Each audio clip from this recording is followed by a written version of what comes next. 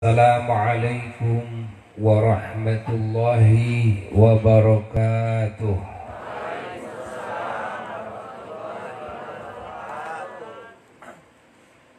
Alhamdulillah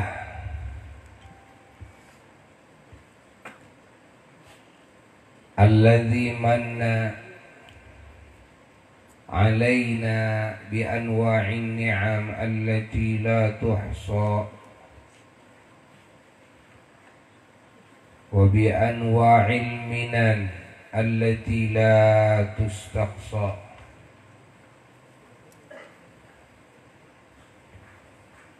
خصوصا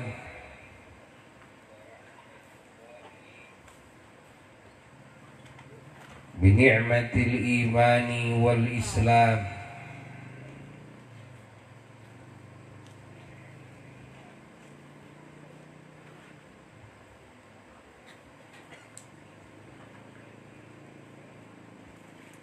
والهداية والتوفيق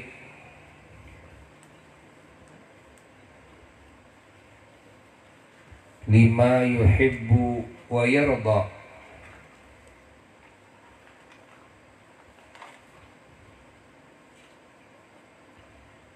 والسلامة والسعادة والكرامة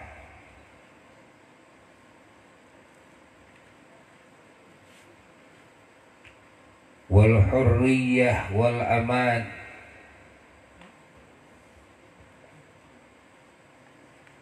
اللهم صل وسلم وبارك على سيدنا محمد الفاتح لما أغلق والخاتم لما سبق ناصر الحق بالحق والهادي إلى صراطك المستقيم صلى الله عليه وعلى آله وأصحابه حق قدره ومقداره العظيم ولا حول ولا قوة إلا بالله العلي العظيم أما بعد فيا عباد الله أوصيكم ونفسي بتقوى الله فقد فاز المتقون قال الله تعالى في القرآن الكريم أعوذ بالله من الشيطان الرجيم بسم الله الرحمن الرحيم ومن يتق الله يجعل له مخرجا ويرزقه من حيث لا يحتسب ومن يتوكل على الله فهو حسبه إن الله بالغ أمره قد جعل الله لكل شيء قدرا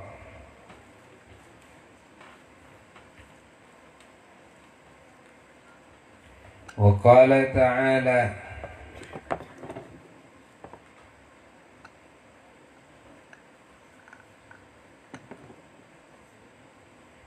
ومن يتق الله يجعل له من أمره يسرا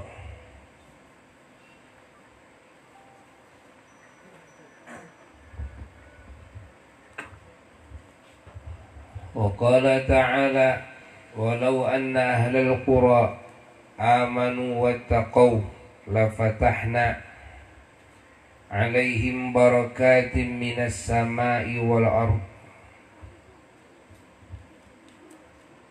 ولكن كذبوا فأخذناهم بما كانوا يكسبون صدق الله العلي العظيم.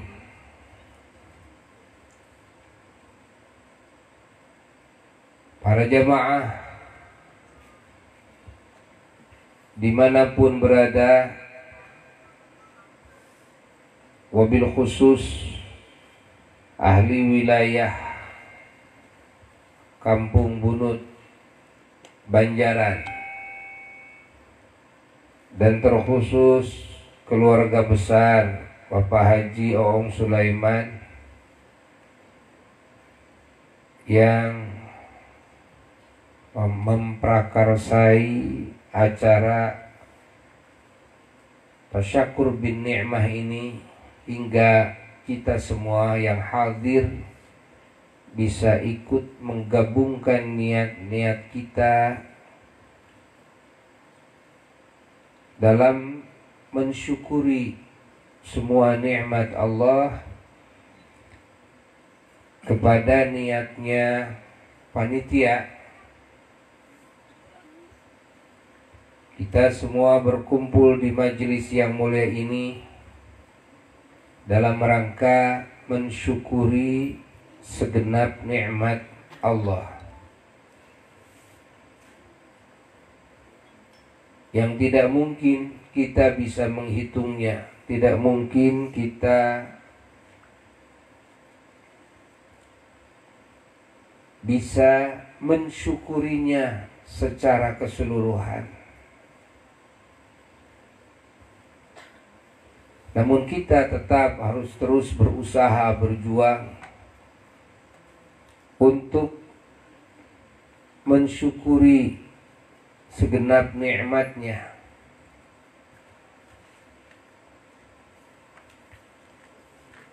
Yang mana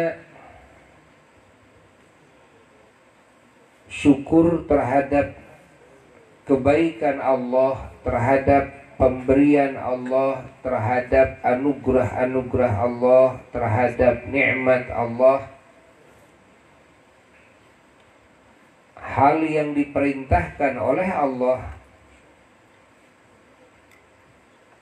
Dan syukur merupakan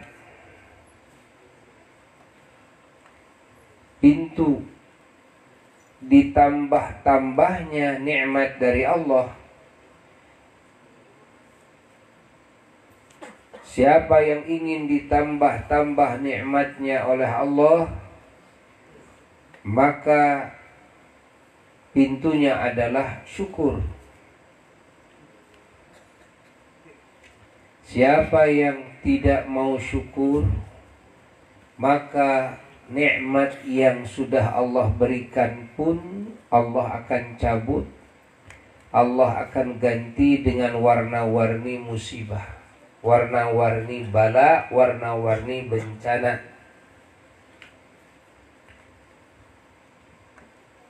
Warna-warni kejelekan, keburukan,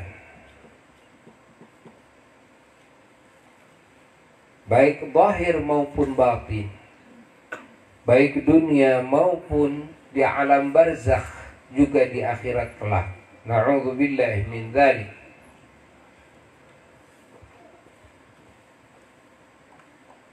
Ketahuilah bahwasanya ahli neraka yang sangat banyak sekali jumlahnya, yang mana dalam sebagian hadis Nabi kita sallallahu alaihi wasallam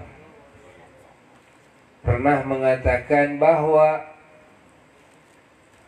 dari jumlah manusia yang diciptakan oleh Allah dari zaman Nabi Adam alaihissalatu wassalam sampai hari kiamat, yang akan dijadikan ahli surga itu 1 dari per 1000. Jadi 999 orang yang dipastikan oleh Allah akan menjadi penghuni neraka, akan menjadi ahli siksaan. Na'udzubillah min dzalik. Tsumma na'udzubillah, tsumma na'udzubillah.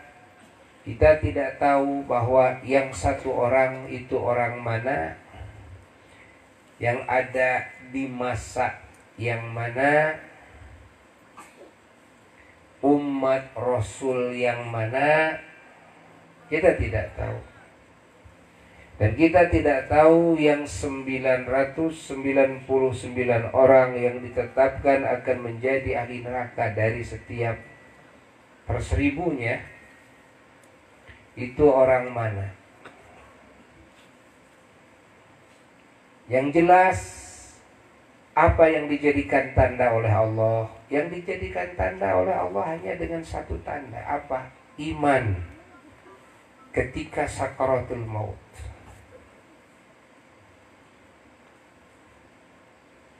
Siapa yang dianugerahi iman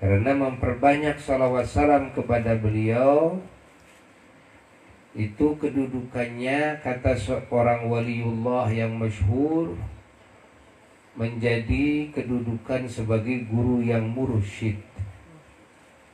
Lalu nanti hati kita diarahkan, ya, terutama di waktu sakaratul maut, agar hati kita tidak kesana kemari, diarahkan lalu kepada Allah Jalla Jalaluhu. Jadi hati bisa ingat kepada Allah dan memperbanyak salawat salam kepada Nabi, itu akan membuahkan pertolongan Nabi kepada kita. Jadi ditarik oleh Nabi. Kalau kekuatan kita gitu kan susah. Beda dengan Nabi yang menarik kita. Agar kita ditarik oleh Nabi, agar kita mendapatkan pertolongan Nabi, ya, sallallahu alaihi wasallam, perbanyaklah salawat salam kepada Nabi. Alhamdulillah, tadi dapat laporan ya dari ustadz kita bahwa di sini sudah lama mendawamkan dengan masyarakat salawat wa barik. Alhamdulillah, teruskan. Ya, dawamkan salawat yang banyak. Ada sebagian yang bertanya, kaidah banyak itu berapa? Ulama mengatakan bahwa batasan yang disebut banyak itu minimal dari mulai 300. Nah, baru disebut apa? Banyak yang paling bawah, paling rendah. Ukuran banyak yang paling rendah dari mulai berapa? 300. Jadi kalau belum 300 mah masih sedikit. Apalagi bari HS. Ya.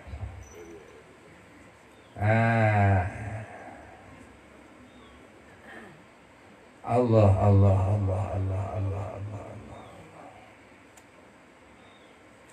Apalagi kalau kita bisa membaca sholawatnya 1000 kali dalam satu majelis, ya, 1000 kali. Karena kalau satu majelis bisa sampai 1000 kali, ada keutamaannya apa? Segala kebutuhan dunia dan akhirat dijamin oleh Allah. Bukan cuma semua dosanya akan diampuni, bukan cuma derajatnya akan ditinggikan, kan? Bukan cuma akan mendapatkan syafaat Nabi, bukan cuma akan didekatkan dengan Nabi nanti pada hari kiamat, tapi juga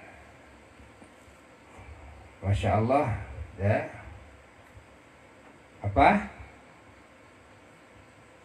Akan mendapatkan apa? Apa?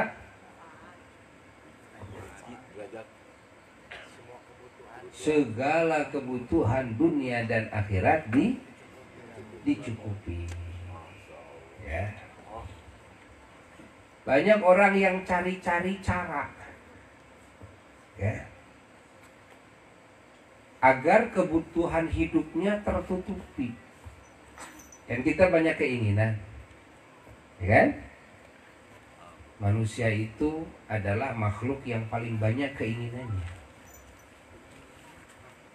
ya. Beda dengan binatang. Binatang itu keinginannya sedikit. Coba lihat, binatang itu keinginannya sedikit. Beda dengan manusia, keinginannya banyak sekali.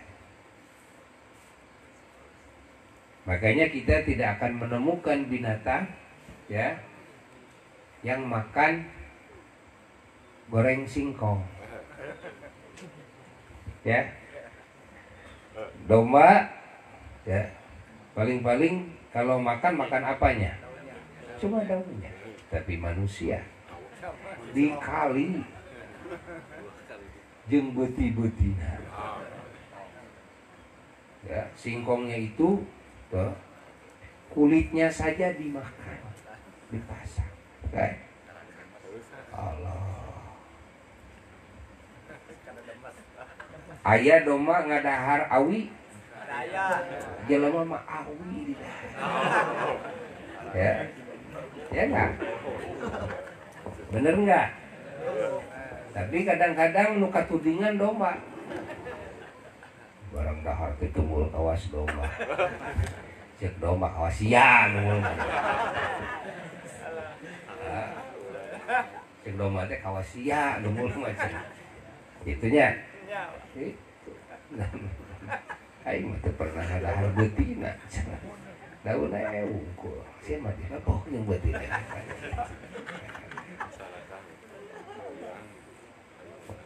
Alhamdulillah. Alhamdulillah. Alhamdulillah.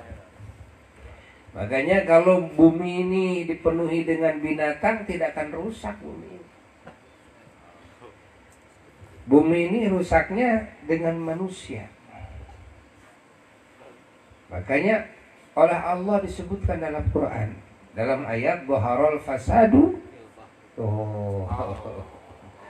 Kerusakan sudah nampak ya, di daratan, di lautan.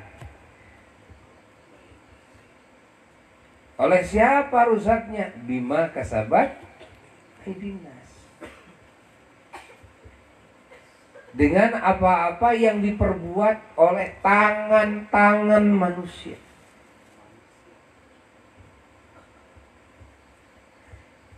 Jadi yang merusak bumi itu siapa?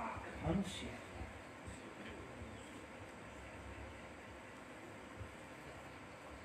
Allah. Kenapa manusia ini bisa merusak bumi ini? Ekosistem jadi rusak ya. Karena hatinya tidak mendapatkan hidayah dari Allah. Karena hatinya tidak mendapatkan ajaran Allah. Hatinya tidak mendapatkan didikan baginda Nabi besar Muhammad sallallahu alaihi wasallam. Tidak mendapatkan tarbiyahnya para nabi dan para rasulnya Allah alaihimussalatu wassalam. Kebawahnya tidak mendapatkan didikan bimbingan para ulama-ulama Allah. Kalau jiwa manusia tidak mendapatkan itu, maka manusia seperti ini akan menjadi manusia perusak ekosistem. Daratan akan rusak, lautan akan rusak. Bahkan udara pun rusak. Ini sudah disebutkan oleh Allah dalam Quran. Manusia tidak bisa menyangkal. Allah yang sudah menyebutkan dan sudah jelas buktinya. Sudah jelas buktinya.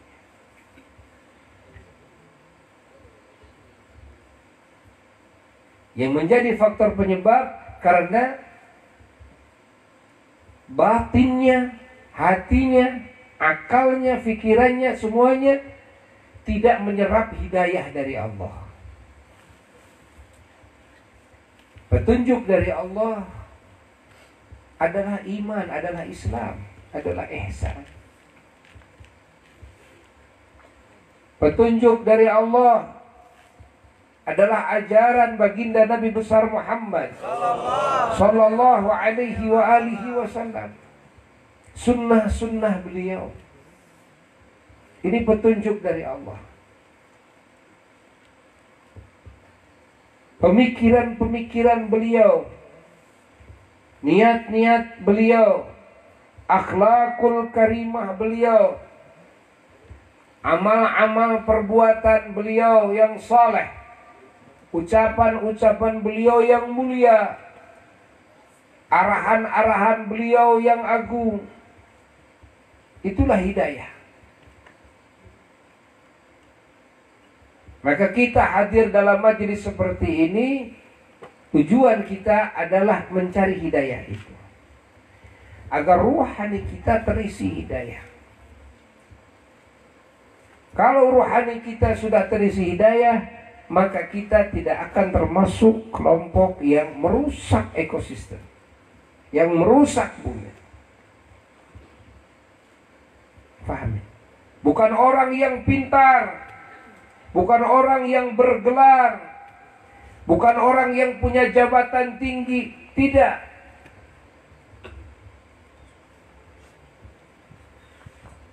Ingat.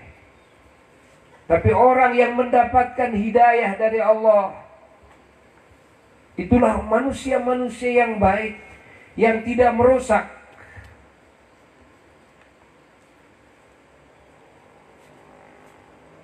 Yang merusak adalah orang-orang yang tidak mendapatkan hidayah dari Allah, tidak mendapatkan didikan, bimbingan, arahan dari baginda Nabi besar Muhammad sallallahu alaihi wasallam. Walaupun cerdas, kecerdasan tanpa hidayah, tanpa petunjuk Allah hanya akan melahirkan kerusakan-kerusakan yang jauh lebih besar ketimbang manusia-manusia yang bodoh. Ingat, pahami oleh kita. Allah. Kekayaan yang tidak dibarengi dengan hidayah, petunjuk Allah, akan melahirkan kerusakan-kerusakan yang lebih dahsyat ketimbang kerusakan yang ditimbulkan oleh manusia-manusia yang fakir, yang miskin. Jabatan-jabatan dunia yang tinggi, jika tanpa hidayah dari Allah, hanya akan melahirkan kerusakan-kerusakan yang jauh lebih luar biasa ketimbang kerusakan yang ditimbulkan oleh manusia-manusia yang tidak punya jabatan sama sekali.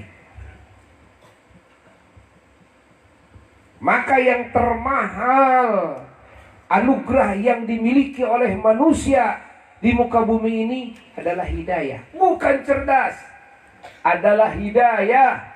Bukan jabatan yang tinggi, adalah hidayah. Bukan kaya raya, adalah hidayah. Bukan gelar, adalah hidayah. Bukan gagah sakti, adalah hidayah. Ingat, hidayah.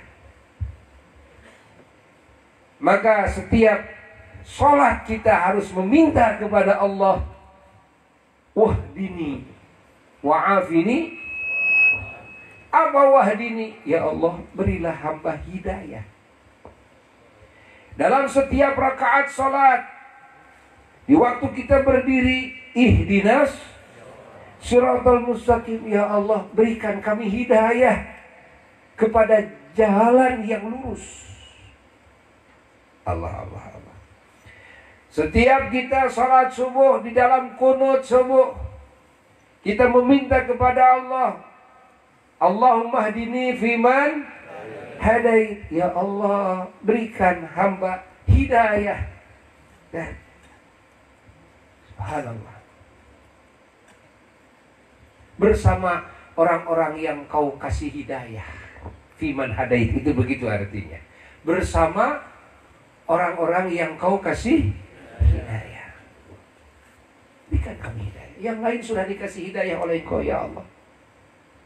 Yang lain sudah jadi ahli pengajian, yang lain sudah jadi ahli sholat, yang lain sudah jadi ahli saum Ramadan, yang lain sudah tutup aurat, yang lain sudah rajin baca sholawat, rajin baca Quran, yang lain sudah Masya Allah pulang pergi ke Makkah, pergi untuk melaksanakan haji, umrah, ya. Tapi hamba belum bisa melaksanakan itu semuanya. Keinginan kadang ada, tapi kemampuan, kekuatan tidak ada. Kadang-kadang kita ingin, ya kan? Tapi kadang-kadang tidak dikasih kemampuan. Kemampuan dalam batiniah, bukan kemampuan fisik, kemampuan dalam batiniah. Berapa banyak orang yang masjidnya, kan, dari rumahnya hanya ukuran 5 meter, tapi dia tidak bisa sholat di masjid itu. Boleh jadi dalam hatinya ingin sholat di masjid, tapi kemampuan batiniahnya tidak ada. Ini ada. Fisiknya sudah jelas mampu. Berapa banyak orang yang punya keinginan baca Quran setiap hari, yang lain bisa 1 khataman Quran, yang lain bisa sekian juz. Tentu ada keinginan, namanya muslim, ya, tentu ada keinginan kepada kebaikan, kepada amal soleh. Namun kekuatan batiniahnya tidak ada. Ini yang disebut taufik. Taufik itu adalah kemampuan untuk bisa mengikuti hidayah tersebut. Allah, Allah, Allah, Allah, Allah, Allah, Allah. Ya. Nah, karena kemampuan batiniah ini yang disebut dengan taufik ini yang disebut hidayah yang sempurna. Yang dimaksudkan di dalam doa, di dalam Fatihah, dalam setiap rakaat, ihdinas siratal mustaqim, bahwa hidayah yang kita maksudkan adalah hidayah yang sempurna. Hidayah yang sempurna bukan sekedar kita tahu kepada apa yang Allah ridai, bukan sekedar kita ingin dan bisa melakukan hal-hal yang Allah cintai, yang Allah ridai saja, tidak. Tapi juga batiniah kita dikasih kekuatan, kan, untuk bisa mengikuti hidayah tersebut. Lalu dibawa tubuhnya, dibawa badannya, ya, untuk beramal, berbuat seperti yang dicita-citakan oleh batiniahnya.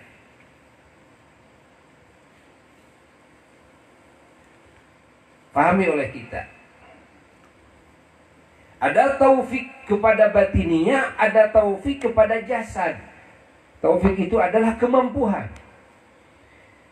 Kalau batiniahnya sudah kuat, ingat, taufiknya dari Allah, setelah hidayahnya dari Allah sudah kuat dalam batiniahnya, maka badan ini walaupun lesu masih bisa melakukan, ya, apa yang dicita-citakan oleh batiniahnya di dalam melakukan hal-hal yang Allah ridhai, walaupun badannya lesu, ya. Andai kata badan tidak mampu sholat berdiri, ya, tetap akan melaksanakan sholat walaupun sambil duduk. Bukan cuma sholat fardu saja, tapi sholat sunnah pun.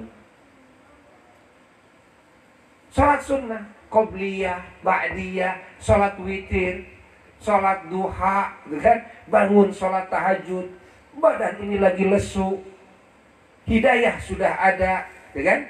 Ketika taufik di dalam hati, kemampuan menggebu, nah, maka ini akan menimbulkan efek badan ini, kan, akan kuat, akan gagah. Kalaupun fisik ini betul-betul tidak mampu, tetap akan dilakukan salat sunnah itu walaupun sambil berbaring sekalipun. Ya. Pahami oleh kita. Dan perlu diketahui, kalau hidayah dan taufik ini menyatu di dalam jiwa, lalu tubuh ini tidak dikasih kekuatan oleh Allah untuk bisa melakukan apa yang diinginkan oleh hatinya, maka Allah akan memberi maaf dan Allah akan mengganjar 100% ganjarannya persis seperti orang yang melakukan ibadah tersebut. Ingat, sempurna pahalanya. Sempurna pahalanya. Contoh, kalau kita di dalam hati sudah tahu kepada perintah Allah tentang mencari ilmu Allah, dan hati kita ingin ketika ada pengajian, ingin hadir, keinginan kita sangat kuat, rohani kita sangat kuat, hidayahnya dan taufiknya dari Allah, ya. Tapi badan ini betul-betul tidak mampu untuk melangkahkan kaki karena sakit, contoh. Karena sakit. Maka ketika itu Allah memaafkan kita, dan ketika itu Allah memberikan ganjaran kepada kita persis seperti ganjaran orang yang hadir 100%. Allah. Pahami?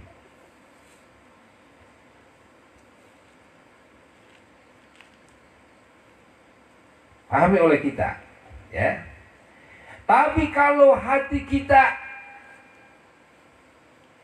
hanya tahu kepada kebenaran, tahu kepada ibadah, mulianya ibadah, tahu kepada perintah Allah, hati kita cuma punya keinginan, namun keinginan kita tidak kuat, sehingga taufiknya tidak ada di dalam hati ini.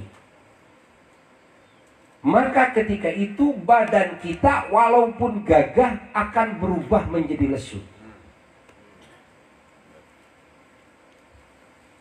Badan kita itu gagah. Setiap pagi hari kita bisa lari sampai 10 km. Naik sepeda berpuluh-puluh kilometer. Kuat. Pakai treadmill juga, wah, sampai sekian puluh kilometer. Kuat. Kuat. Tapi kenapa badan kita tidak mampu untuk melaksanakan sholat subuh? Kenapa tidak mampu untuk melangkahkan kaki berjamaah di masjid? Kenapa tidak mampu untuk sholat sunnah subuh sebelum sholat fardunya? Kenapa kita tidak mampu sholat duha? Tapi badminton mampu 3 set. Paham? Paham? Nah, yang menjadi sebab badan menjadi tidak mampu karena taufiknya belum ada di dalam hati ini. Baru tahu kebenaran, baru ingin melakukan kebenaran, ada keinginan, ada, tapi tidak ada kekuatan di dalam jiwa ini, rapuh jiwanya. Kalau jiwa ini rapuh, yakni tidak ada taufik dari Allah, badan ini yang gagah pun akan rapuh ketika dibawa beribadah kepada Allah. Kenapa para wali-wali Allah gagah-gagah? Ada yang baca Quran, 1 khataman Quran hanya dalam 2 rakaat sholat. Allah. 2 rakaat sholat setiap malam. Baca Qurannya 15 juz rakaat pertama, 15 juz rakaat yang kedua. Ada yang baca Quran sampai beberapa khataman Quran pagi siangnya, khataman Quran, sekian khataman Quran malamnya. Ada yang membaca sholawatnya ratusan ribu, puluhan ribu, Masya Allah. Ada yang rakaat sholatnya sampai ratusan rakaat sholat setiap malamnya. Gagah, Masya Allah, gagah. Ke masjid padahal jauh, tapi bisa bolak-balik ke masjid. Subhanallah, sholat berjamaah. Ke majelis-majelis ilmu, majelis sholawat, majelis zikir, Masya Allah. Bolak-balik padahal dia melihat fisiknya sudah tua renta, sudah peot. Melihat fisiknya seperti itu, tapi kenapa mereka gagah-gagah? Ada yang 1000 rakaat setiap malam sholatnya. Padahal kalau panco dengan saya bisa menang. Kalau balap lari dengan saya, wah, bisa 100 kali lipat saya lebih cepat. Paham? Ya? Tapi ketika saya berangkat ke masjid, kenapa badan ini menjadi rapuh? Untuk membaca Quran, kenapa menjadi rapuh? Rapuh. Padahal Quran sudah ditaruh di HP, tetap nggak bisa baca Quran.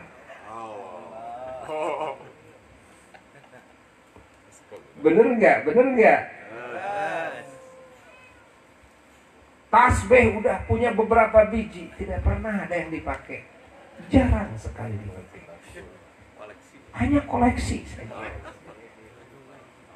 Batu Ali Mapuguh koleksi. Ya.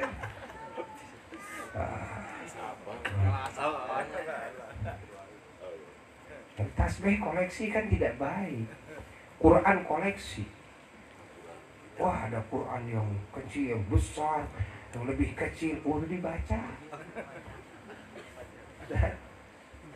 Masya Allah. Masya Allah. Masya Allah. Masya Allah. Allah, Allah, Allah, Allah, Allah. Ke majelis ilmu, padahal dekat. Tapi kenapa kaki ini kok jadi rapuh? Alasan-alasan semakin bertumpuk seabrek-abrek. Alasan. Ekol. Masya Allah. Seabrek-abrek ekol. Allah, Allah, Allah, Allah, Allah, Allah, Allah. Ini apa yang menjadi sebab? Yang menjadi sebab tidak adanya apa? Taufik. Apalagi kalau hidayahnya juga tidak ada. Ya. Kenapa orang-orang kafir tidak bisa melakukan sholat, tidak bisa melakukan saum Ramadan, ya? Karena hidayahnya juga nggak ada. Nggak akan bisa. Akan bisa. Bahkan ibadah itu hal yang tabu. Ibadah itu hal yang sangat tidak disukai. Ibadah itu selalu dijauhi. Bahkan orang lain pun kalau mau melakukan ibadah dihalang-halangi. Ya, berapa banyak yang menghalang-halangi keluarganya, saudaranya, ahli kampungnya, ahli negerinya, rakyatnya sendiri dihalang-halangi. Dihalang-halangi dari apa? Dihalang-halangi daripada mengenal Allah. Dihalang-halangi daripada mengenal Tuhan yang hak. Dihalang-halangi daripada beribadah kepada Allah Jalla Jalaluhu wahdah. Ini cerita menghalang-halangi orang untuk beriman, menghalang-halangi orang untuk ibadah itu ceritanya dari zaman para rasul terdahulu. Iya. Dari para rasul terdahulu. Allah, Allah.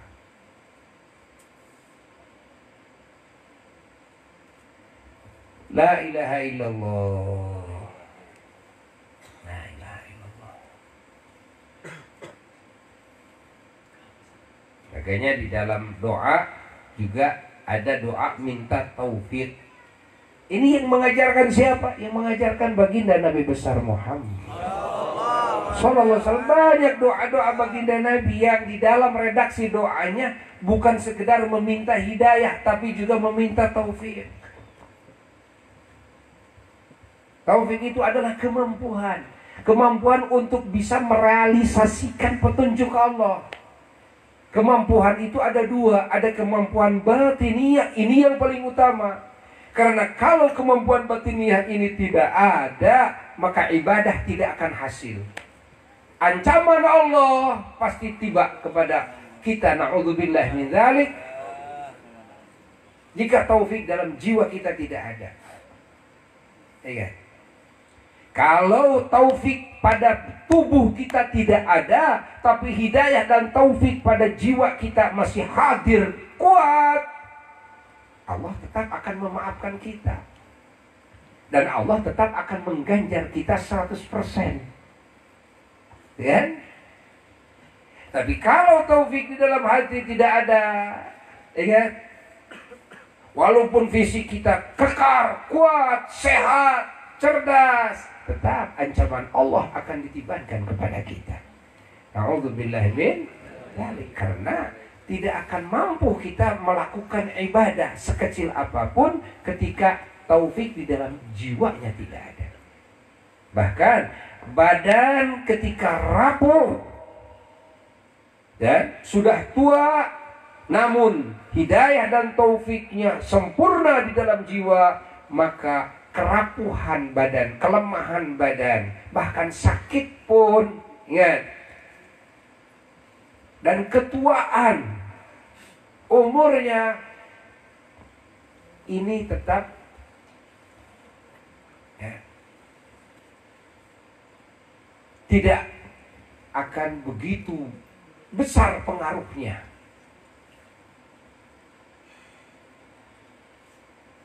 Di dalam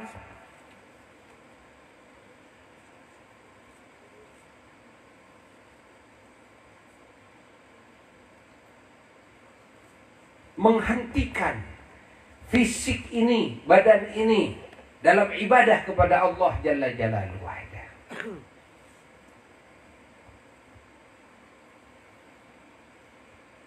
Memang tentu kelemahan sih ada kalau sudah tua. Orang sakit tentu kan ada lemah kalau dibawa ibadah, dibawa sholat. Tapi tidak begitu besar pengaruhnya. Maka banyak kita melihat para wali-wali Allah di saat sakit saja bisa melaksanakan sholat ratusan rakaat. Ya. Buya melihat sendiri guru-guru, orang tua apa sudah 100 tahun lebih, mereka menyaksikan sendiri setiap malam istiqamah dan sholat tahajud. Kalau bangun jam 11, ya dari jam 11 terus sholat sambil baca Quran, Masya Allah, sampai menjelang mau subuh. Kira-kira setengah jam lagi ke subuh, ganti dengan Quran, ganti dengan Dalailul Khairat. Masya Allah. Ini sholat tahajudnya entah berapa ratus rakaat setiap malam seperti itu. Dari semenjak ingat Buya dibawa oleh beliau ke masjid jam 11, jam 12 malam suka nonton, ya. Ayah sholat, apa sholat, nonton dari kecil. Masya Allah, Masya Allah. Sajadah pakai sorban kadang-kadang, pindah-pindah satu langkah ke kanan, pindahin lagi 2 rakaat, satu langkah ke kanan, pindahin lagi. Tidak dinyalakan lampunya, gelap gulita. Allah. Terus tengah rumah malam ini, malam besok pindah, gitu kan? Dapur disolatin, terus dipakai sholat semuanya. Serambi rumah dipakai sholat, di dalam kamar, semua kamar pakai sholat, di atas ranjangnya dipakai sholat. Yang nyelepet, nyelepet, singkirin, pakai sholat. Dia menyaksikan apa yang tidak dipakai sholat itu cuma di WC.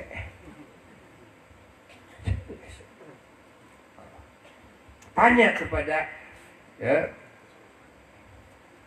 itu kakak, ya, Kiai Busiri Al-Burdah.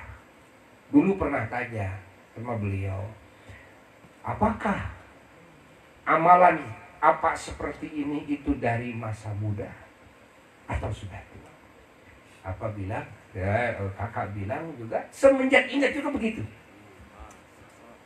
Jadi kakak yang paling besar, ya, anak pertama semenjak, ya, dari mulai semenjak ingat seperti itu.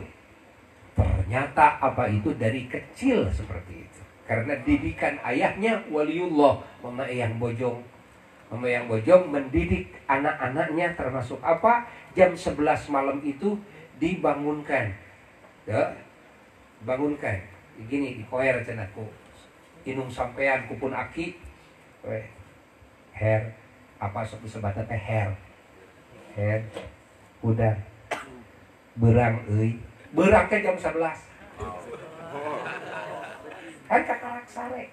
Pas ngaji ba'da isya, pas salat isya, salat segala jam 11 geus dihudangkeun deui. Her berang euy. Teh. Manya berang jam 11. Harus mandi ke Citarum. Mandi ke Citarum di Bojong.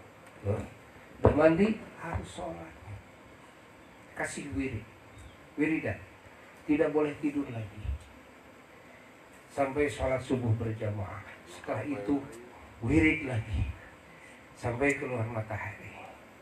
Setelah itu sholat duha harus lengkap. Masya Allah.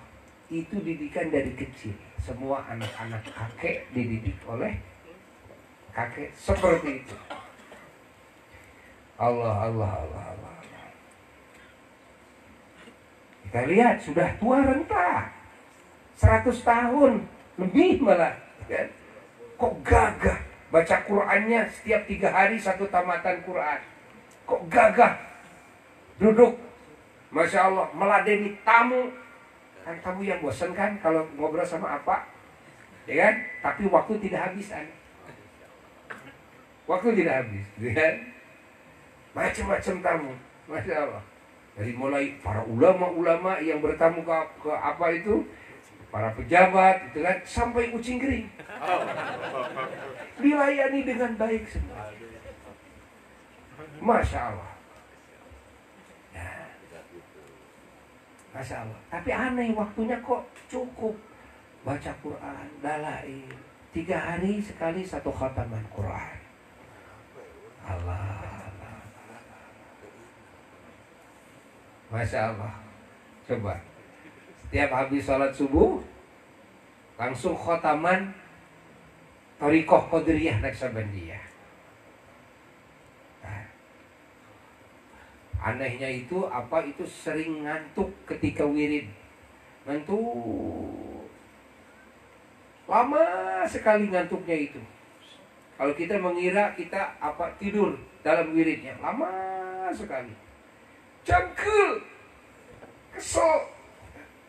Nunggu ngantuknya. Kesel. Ini kapan tamatnya ini?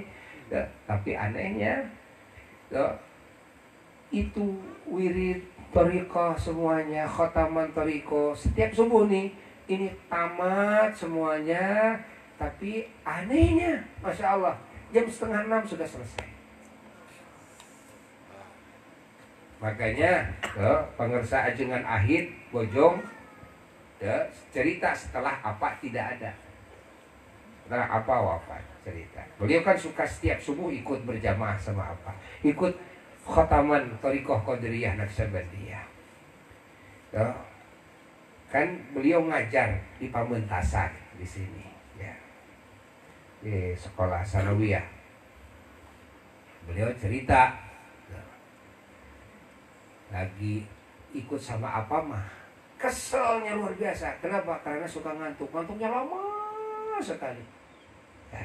Tapi anehnya selesai khataman jam 5:30 sudah selesai. Terus siap-siap pergi ke sekolah ngajar, tidak pernah kesiangan. Tapi begitu apa wafat, lalu ngikuti seperti apa, tidak pakai ngantuk sedikit pun. Setiap pagi, setiap kesiangan ke sekolah. Buya mengikuti apa? Setiap sholat wirid ba'da maghrib, ngantuknya lama sekali. Tapi apa, Masya Allah, setelah selesai sampai amin, setelah itu, nah lalu apa, berdiri sholat ba'diyah, lalu sholat hifdzul iman, lalu sholat awabin 20 rakaat antara maghrib dan isya, tidak keburu isya. 20 rakaat tuh Belum lagi sholat unsinya. Apa itu dawam? Katanya dari kecil sholat unsinya dawam. Setiap maghrib. Kalau kita kan sholat unsi kalau ada yang mati, itu juga dipilihan. Malah loba anu teu nyaho-nyaho acan sholat unsi. Dede ngetara. Ustad gitu dede. Ya. Masya Allah.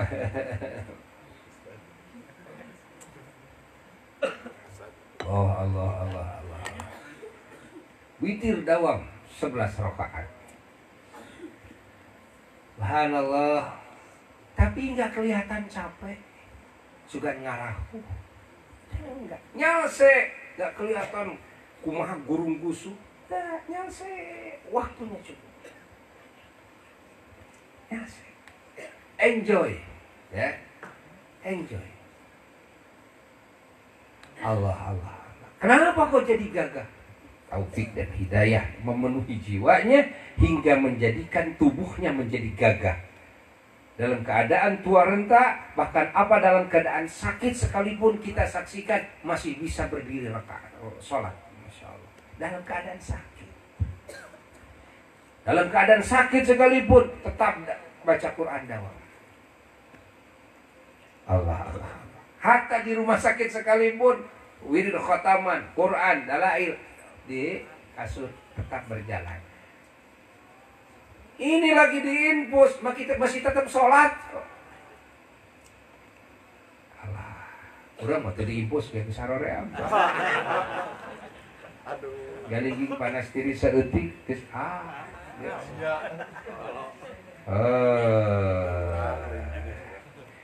Taufiknya belum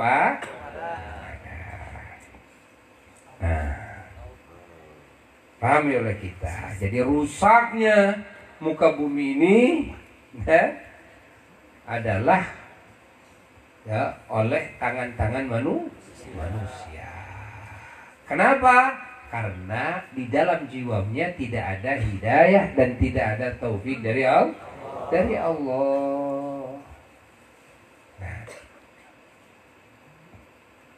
Orang yang dalam jiwanya tidak ada taufik dan hidayah dari Allah, jika ditambah cerdas akan lebih merusak. Jika ditambah jabatannya tinggi akan lebih merusak.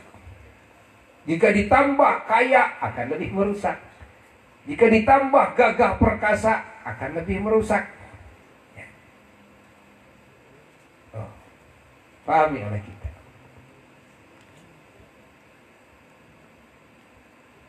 Apa hidayah itu? Hidayah itu ajaran Islam.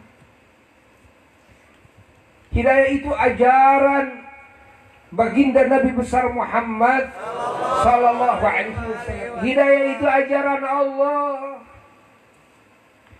Maka apa sih yang ditakutkan oleh manusia dari orang-orang yang mendapatkan ajaran iman dan ajaran Islam, ajaran dari Allah Rabbul Alamin, ajaran dari baginda Nabi besar Muhammad sallallahu alaihi wasallam? Apa yang ditakutkan dari orang semacam ini? Apakah orang semacam ini dikhawatirkan kalau menjalankan ajaran Tuhannya, menjalankan ajaran Nabinya dengan sebenar-benarnya zahir dan batinnya dia akan merusak? Nah, bahkan sebaliknya. Sebaliknya. Paham ya? Karena hati manusia jika sudah mendapatkan hidayah dari Allah, taufik dari Allah, ingat, pasti dia akan menjauhi sifat merusak. Dari mulai merusak dirinya sampai merusak siapapun yang lainnya. Bahkan sebaliknya akan tumbuh di dalam jiwanya apa? Sifat islah. Sifat membenahi. Sifat berbuat kebaikan kepada siapapun. Ingat. Sifat yang mulia.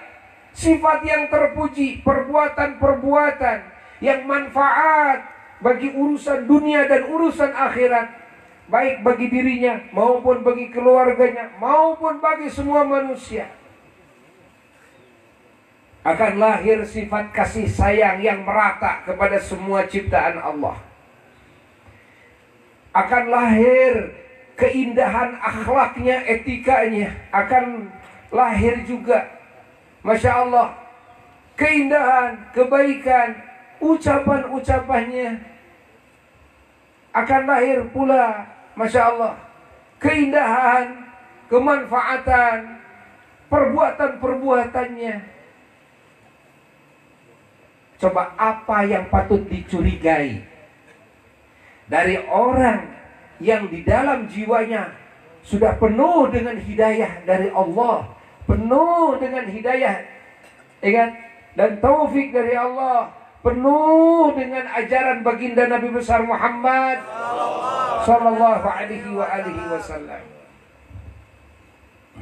Jadi kalau bukan alasan hasud, kalau bukan alasan kesesatan, kalau bukan alasan pengaruh setan iblis, tidak akan mungkin, gitu kan? Ada orang yang berani mencurigai orang yang di dalam jiwanya bersemayam di sana hidayah dari Allah Jalla Jalaluhu wahda, bersemayam dalam jiwanya ajaran baginda Nabi besar Muhammad. Nah, pengajian seperti ini apa sih tujuannya? Yaitu mencari hidayah itu.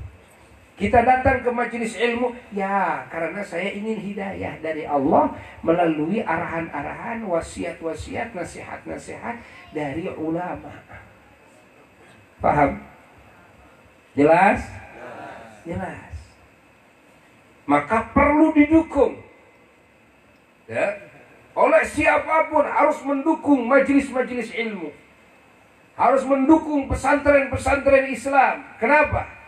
Karena majelis-majelis ilmu, pesantren-pesantren Islam, menurut istilah, ya, versi umat Islam, itu adalah tempat penggodogan manusia agar mendapatkan petunjuk dari Allah kepada segala hal yang diridhoi oleh Allah, untuk bisa melakukan apa yang dicintai oleh Allah. Yang mana yang diridhoi oleh Allah, yang dicintai oleh Allah adalah segala bentuk kebaikan, keterpujian, ingat, kemanfaatan, Masya Allah, keuntungan, kebahagiaan, keselamatan, kemajuan, ketinggian martabat, keamanan, kesehatan, kekuatan, kesejahteraan yang merata, dan kasih sayang yang merata. Ini yang disebut hal-hal yang diridhoi oleh Allah. Pahami oleh kita semua. Tidak akan didapatkan di majelis manapun di muka bumi kecuali dalam majelis ilmunya Allah, ilmunya Rasulullah. Dalam majelis ajaran Allah, ajaran baginda Nabi besar Muhammad. Tidak akan ditemukan ajaran ini, walaupun tidak pakai sertifikat, walaupun tidak pakai ijazah, walaupun tidak pakai fasilitas yang berarti, walaupun tidak pakai spanduk. Ingat, ketika di sana disebutkan ilmunya Allah, ilmunya baginda Nabi besar Muhammad SAW, yang di dalamnya adalah petunjuk kepada hati siapapun yang hadir, yang mendengarkan, petunjuk kepada segala hal yang diridhoi, yang dicintai oleh Allah, kan? Lalu tumbuh dalam jiwa yang hadir, yang mendengarkan, apa? Semangat ingin menjalankan, mengikuti hidayah tersebut, maka akan nampak dalam kehidupan manusia segala kebaikan, keindahan, kesejahteraan, keamanan, ketenangan, Masya Allah, keselamatan, keterhormatan, kemajuan. Bukan mundur, bukan rusak. Justru yang merusak ketika hidayah ini tidak ada. Walaupun dibangun universitas sehebat apapun, muka bumi ini akan tetap rusak.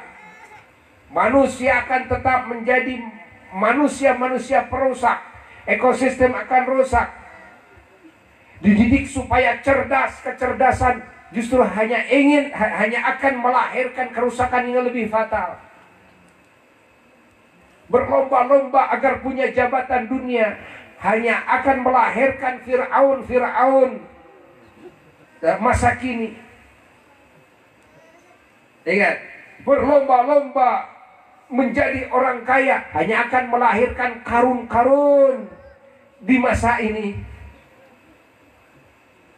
Pahami oleh kita.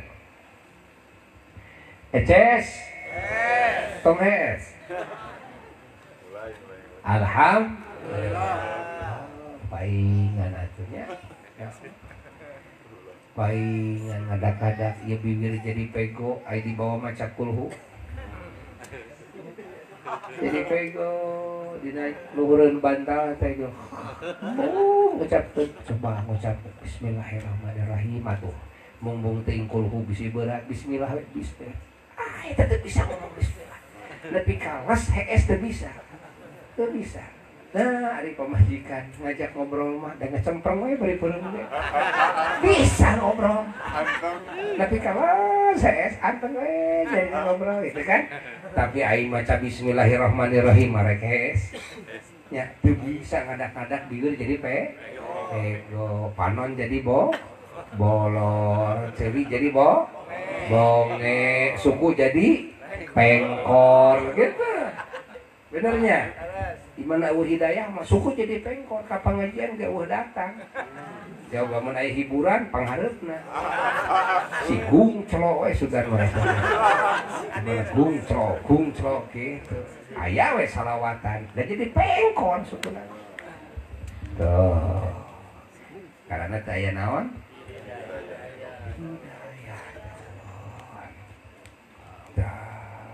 Ya. Terus minta kepada Allah hidayah, minta kepada Allah hidayah, minta. Allah. Dan mudah-mudahan acara yang diadakan oleh Shahibul Bait ini menjadi sebab hidayah. Amin. Masya Allah. Nah, betapa beruntungnya jika manusia dipilih oleh Allah Rabbul Alamin sebagai fasilitator, ya, terhadap hidayah bagi umat. Ya. Punya bisnis, punya penghasilan, dari sebagian penghasilan digunakan untuk mewujudkan fasilitas-fasilitas hidayah bagi masyarakat. Adakan pengajian, subhanallah, Buya bahagia mendengar barusan sebelum ke panggung. Apa cita-cita Shahibul Bait, Kang Om? Cita-citanya apa? Cita-citanya ingin mengadakan acara pengajian besar-besaran setiap bulan. Alhamdulillah, akan semoga terkabul. Masya Allah. Sebelum mati, kan, hidup ini manfaat. Tidak ada kemanfaatan yang paling hebat di sisi Allah, kan, kecuali ketika hidup kita ini, Masya Allah, menjadi sebab terwujudnya hidayah bagi kita sendiri, bagi keluarga, bagi tetangga, bagi masyarakat. Nah, itu yang paling hebat. Bayangkan, hidup kita kalau manfaatnya bisa membantu keluarga, membantu tetangga dalam urusan ekonomi, bisa memberi makan kepada anak-anak yatim, kepada fakir miskin, maka hidup kita sudah begitu mulia kalau bisa begitu. Bagaimana dengan ketika hidup kita ini bisa menjadi faktor penyebab banyak orang yang mendapatkan hidayah dari Allah? Wah. Kita harus berlomba, ya. Kita harus berjuang. Bagaimana sisa hidup kita ini bisa menjadi faktor penyebab kita, keluarga, tetangga, masyarakat, dan semua manusia mendapatkan hidayah. Jadi asbab hidayah. Di antaranya dengan cara apa? Di antaranya ikut berjuang dengan ulama. Ayo dukung para ulama, para ustadz di kampung-kampung kita, dukung oleh kita. kita punya harta, ayo kucurkan dada kepada para ulama-ulama Allah agar pesantrennya maju, agar madrasahnya maju, agar dakwahnya maju. Nah, apa yang dibutuhkan oleh para ulama, apa yang dibutuhkan oleh para ustadz, ya kan? Kenapa ada kampung-kampung yang tidak tersentuh oleh para ustadz? Oh, ustadznya ini kan sibuk, gitu kan? Ini ustadz tidak bisa sampai ke sana karena tidak punya kendaraan umpamanya. Kita dukung, kasih kendaraan oleh kita. Ya. Sekarang banyak orang-orang yang memegang HP, hidupnya di dunia maya, tidak di dunia nyata. Ya. Ayo, modali nih ustadz. Jangan sampai HP-nya jadul. Agar ini ustadz bisa berdakwah kan di dunia maya. Sehingga manusia tidak hanya melihat, mendengar, menikmati konten-konten yang di dalamnya banyak yang tidak benar, yang merusak pikiran, merusak niat, merusak akhlak, merusak perbuatan, merusak aja, merusak peradaban, banyak, ya. Nah, tapi kalau para ustadz, para ulama-ulama Allah, ya, muncul, masuk ke dunia maya, dakwah di dunia maya. Akhirnya orang yang tadinya cuma lihat yang ditelanjang, akhirnya melihat nasihat-nasihat, melihat, masya Allah, ya, petunjuk-petunjuk Allah, ya, masuk ke dalam hatinya. Akhirnya banyak orang yang mendapatkan hidayah.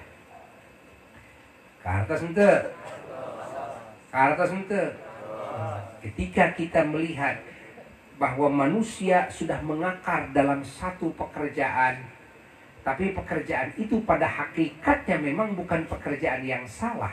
Cuma kadang-kadang karena kontennya di dalamnya kan banyak hal-hal yang salah yang merusak, maka kita akan sulit menarik manusia ini dari pekerjaan tersebut atau mencopot pekerjaan tersebut dari manusia ini. Caranya masuklah kita ke dalamnya, ya? Penuhi dengan konten-konten kita, para ulama-ulama Allah, para ustadz-ustadz. Coba, siapa yang bisa mencopot kebiasaan manusia dari dunia maya? Ada yang bisa nggak? Ada yang bisa nggak? Nggak ada. Nggak ada. Megang HP, internet, kan? Tidak ada yang bisa. Manusia jauhkan dari internet, jauhkan dari HP, nggak bisa. HP-nya jauhkan dari masuk, nggak bisa. Tapi pada hakikatnya internet itu bukan suatu hal yang buruk.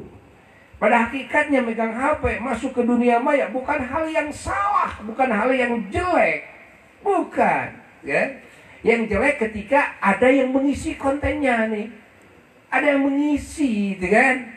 Nah, caranya bagaimana? Para ulama harus bangkit. Sebagian para ulama masuk ke dunia maya, penuhi itu dengan konten-konten dakwah. Tuh, kalau dijauhi, gak akan bisa. Coba larang murid-murid kita, jangan ada yang pegang HP. Ya, 1 hari, 2 hari, mungkin saja bisa. Tapi kesananya malah jadi susulumputan. Akhirnya jadi murid bangsat. Ya kan? Kan tidak baik juga. Yo? Tidak baik juga. Ya. Buya sering kasih arahan kepada para santri-santri Buya di sana. Dan kalian bukan dilarang untuk memegang HP, menggunakan HP. Tapi saat belajar sekarang ini, jangan dulu megang itu. Penuhi dulu dada kalian dengan ilmu. Penuhi dulu dengan hidayah. Nah, ketika kalian sudah siap terjun ke masyarakat, penuhi itu. Silakan, gitu kan? HP-HP kalian, silakan dunia maya dengan ilmu yang sudah ada di dada kalian. Gitu kan? Maka disuruh.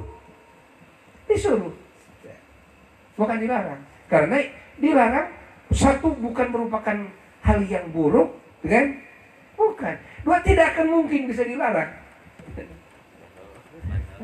Akan mungkin. Kita bikin aturan di pesantren, dalam hidup kalian wasiat ya jangan pegang HP. Wah, kalau jadi bangsan kek. Tapi diarahkan. kan? Dikasih pengetahuan. Karena HP bukan hal yang bukan hal yang buruk. Kartos.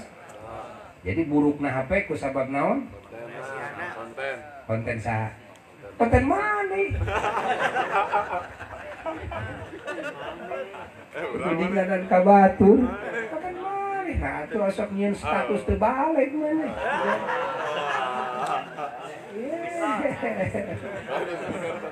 Ulah konten batur, konten mana? Rasaan tuh asupnya teu kabaca ku batur nu boga epi kabaca sarua.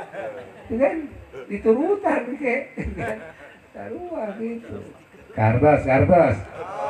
Alhamdulillah. Kembali kepada pembahasan yang awal, apa? Cerita tentang syukur. Ya. Orang yang banyak syukurnya, maka nikmat yang oleh Allah sudah diberikan akan ditetapkan dan akan ditambah pintu. Hanya satu-satunya pintu agar nikmat dari Allah ditambah hanya lewat syukur. Tidak yang lain. Tidak ada yang lain. Hanya lewat apa? Hanya lewat syukur. Wa itta'adzana rabbukum la in syakartum la azidannakum wa la in kafartum inna 'adzabi lasyadid. Allah berjanji la azidannakum.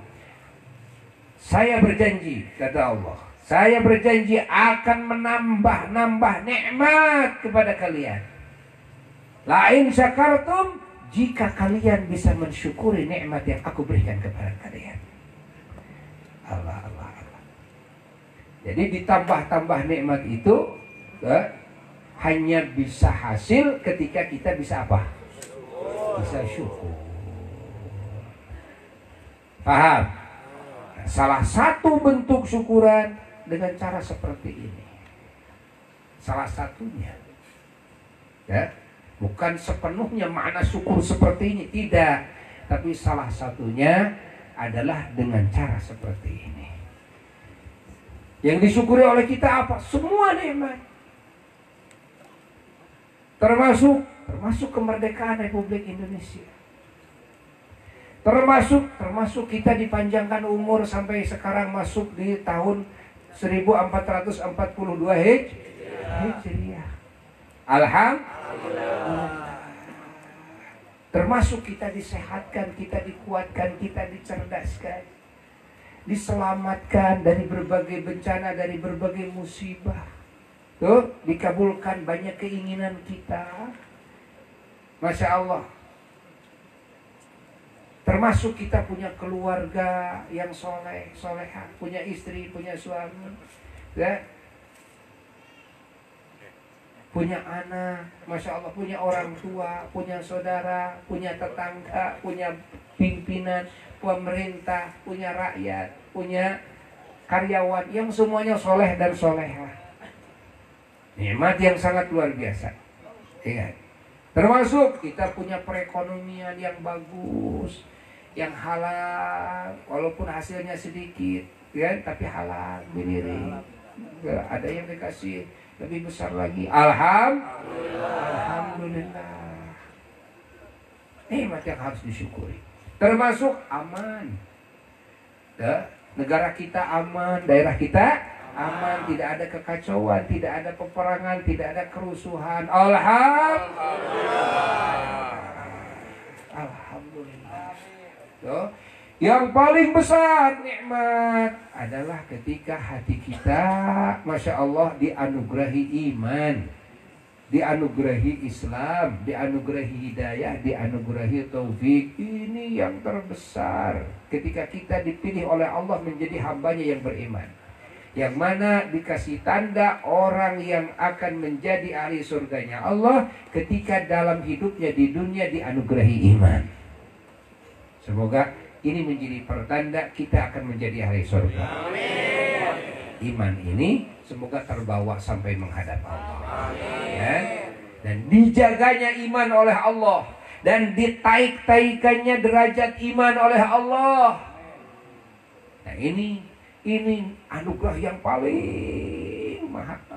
Sehat anugerah harus kita syukuri. Kan? Ekonomi kita maju, alhamdulillah. Kan? Alhamdulillah. Aman, alhamdulillah. Panjang umur, alhamdulillah. Masya Allah. Banyak rezeki, alhamdulillah. Punya istri, punya suami, punya anak, alhamdulillah. Jadi duda, jadi rana, syukuri terus.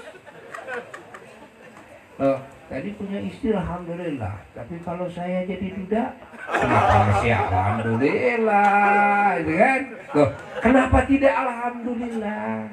Kenapa tidak alhamdulillah? Loh, ya kan tadi disebutkan kalau punya istri alhamdulillah, punya suami alhamdulillah. Tapi kalau tidak punya istri, tidak punya suami, kenapa masih alhamdulillah? Loh, kenapa tidak alhamdulillah?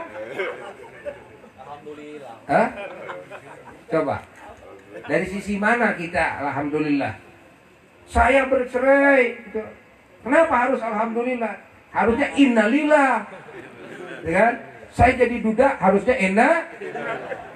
Bukan innalillah, alhamdulillah. Tuh kan? Tuh kan udah. Salah satu yang harus disyukuri apa? Kan? Allah kasih kesempatan untuk cari yang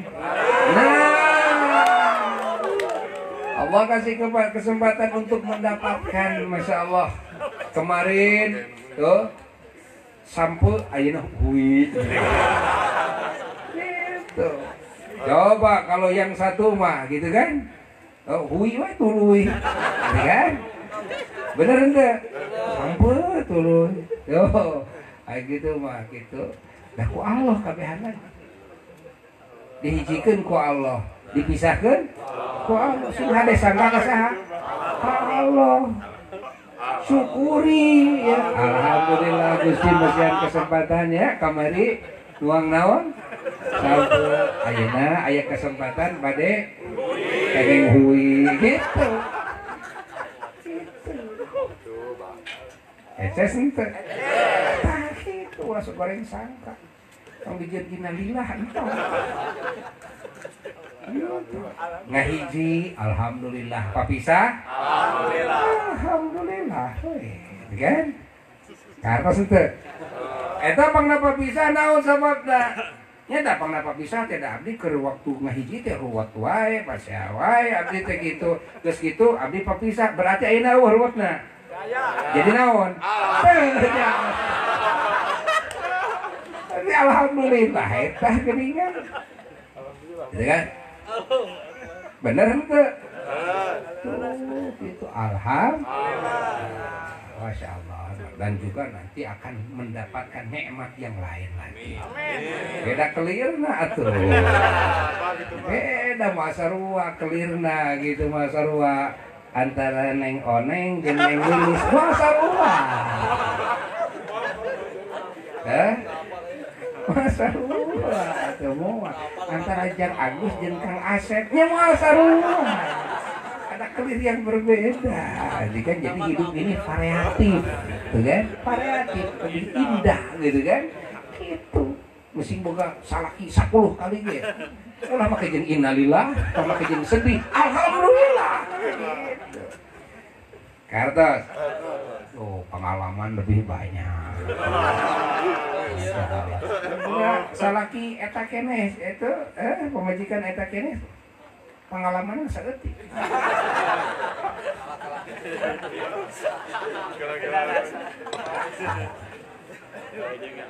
Sing hade sangka. Eta itu kawin alhamdulillah. Jadi rana kawin deui.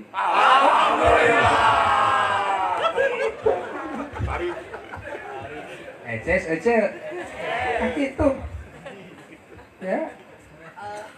Kaldin teh dia mau jadi rana lewe, jadi budak lewe, bodoh. Kalau diberi kesempatan itu tak kengasaan hui. Gitu bodoh. Tangdan deui gitu tangdan. Eces.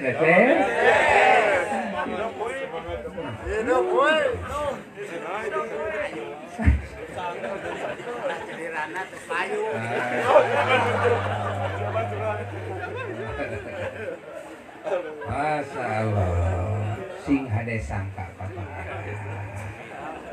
Kalau baik sangka kepada Allah, hati ini akan selalu bersyukur. Ya, akan selalu bersyukur. Paham? Alhamdulillahirabbil.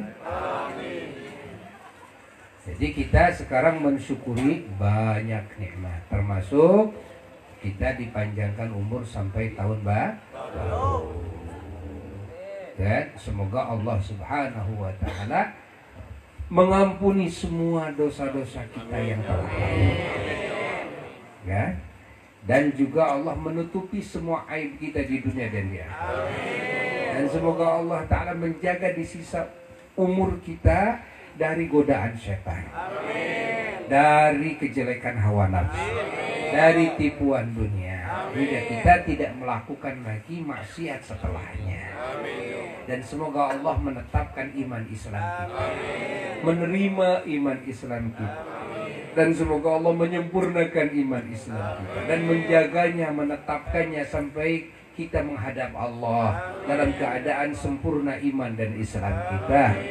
Dan semoga Allah memanjangkan umur kita semua dengan penuh rahmat, penuh keberkahan, penuh nikmat, penuh anugerah, keselamatan, rezeki yang halal, yang barokah, yang gampang, yang baik, dan penuh juga dengan segala anugerah dan kebaikan dari Allah, penuh hidayah dan taufik dari Allah, penuh pertolongan Allah, penuh penjagaan dan jaminan dari Allah Jalla Jalaluhu wahdah, penuh keridhaan Allah dan kecintaan Allah kepada kita.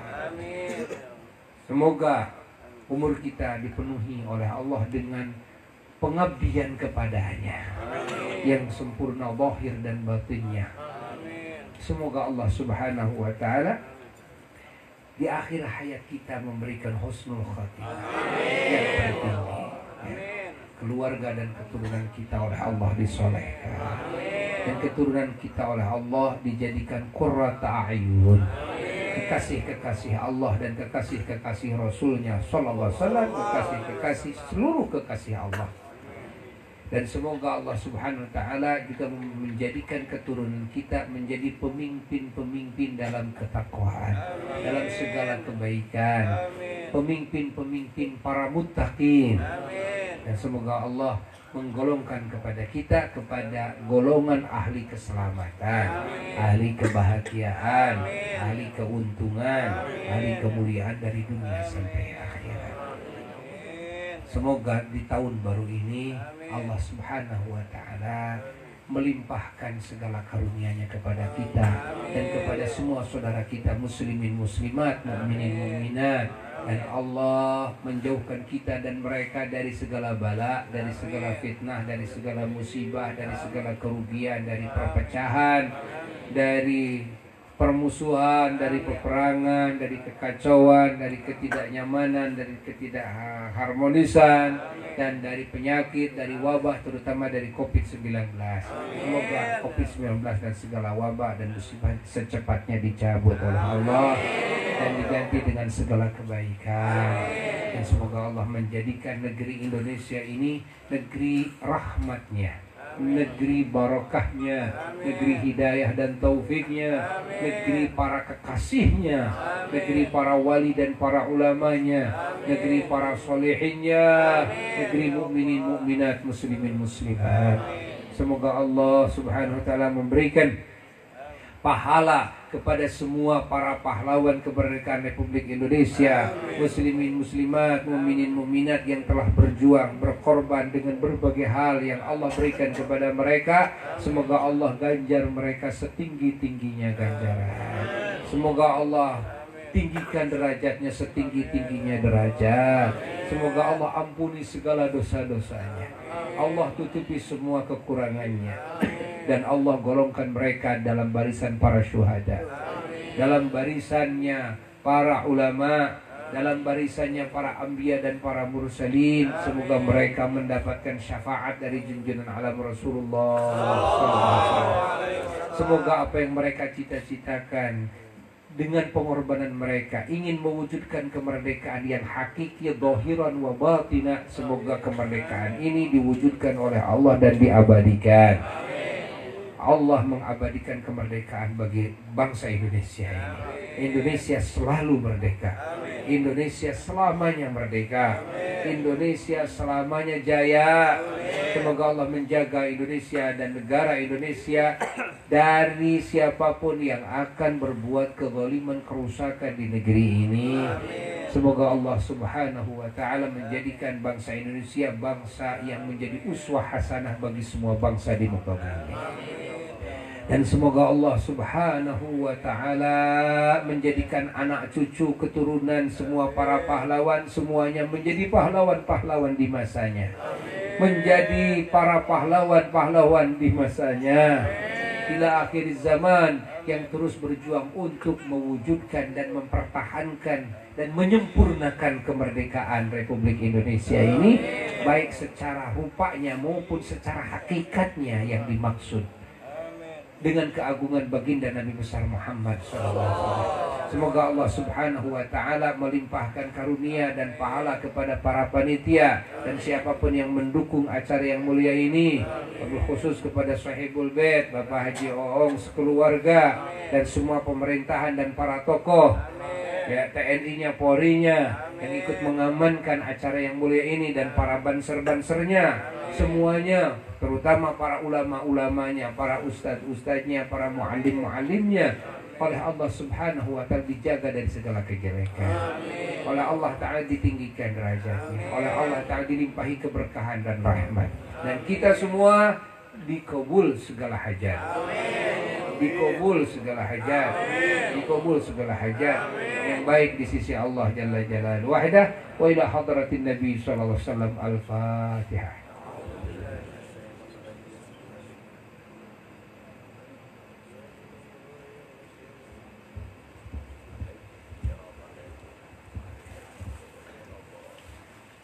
Allah, dicukupkan sekian ya. Mohon maaf dari segala kekurangan, dan jangan lupa pada hari Ahad yang akan datang pengajian bulanan di Pondok Pesantren Asy-Syifa wal Mahmudiyah Pusat di Simpang Pemulihan Sumedang pada hari Ahad pagi. Ahad pagi, ingat, jam 8 sampai zuhur diundang semuanya, tua muda, laki perempuan, untuk bisa hadir dalam acara pengajian syahriyah bulanan di Simpang pada hari Ahad yang dekat ini. Wassalamualaikum warahmatullahi wabarakatuh.